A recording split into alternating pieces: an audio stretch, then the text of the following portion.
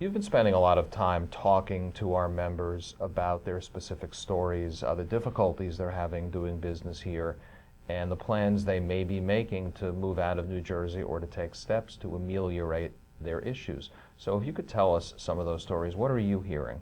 Sure, it's been a great opportunity talking to the members. There are a few stories that really stick out.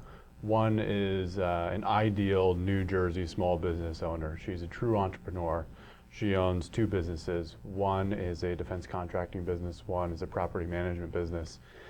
And she's been very successful. She has 40 employees, but given where she's located in New Jersey, a lot of her business is done in Virginia, so she finds herself commuting quite a bit to Virginia. Now, the interesting part about her story was many years ago, she got into a car accident, and one of her sons was left cognitively impaired, but due to some programs in South Jersey, he was able to get proper treatment and occupational therapy. So he made a full recovery. He's very successful. He has an electrical engineering degree, just like his mom and dad do. And she feels like she owes something to the state. She wants to pay that forward to the state.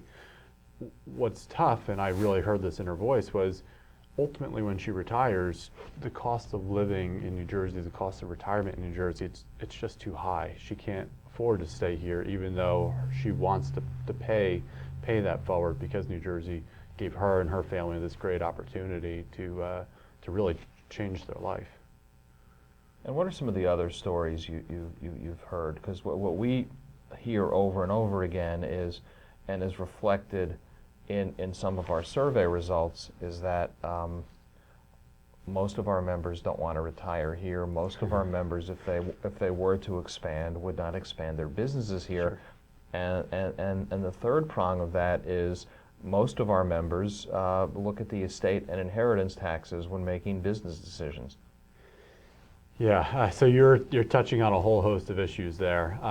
There was a story of a small business owner. He runs a manufacturing facility, and he has maybe between 7 to 9 lines of businesses that he's trying to run out of this manufacturing facility.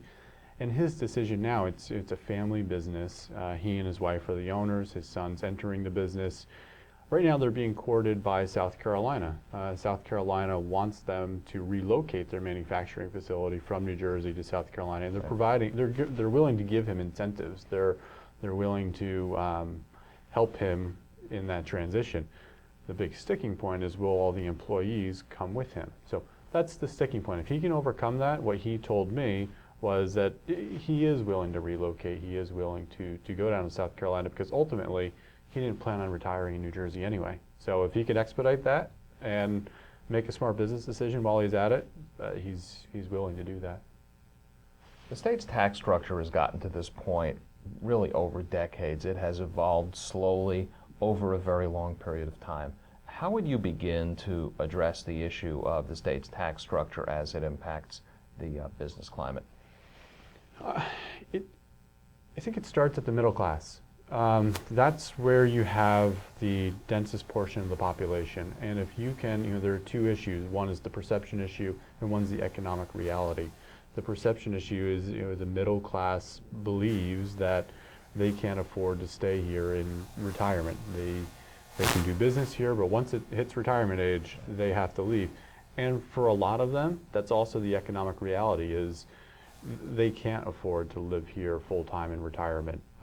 So I would focus on how do you improve the situation for the middle class, both the perception and the economic reality.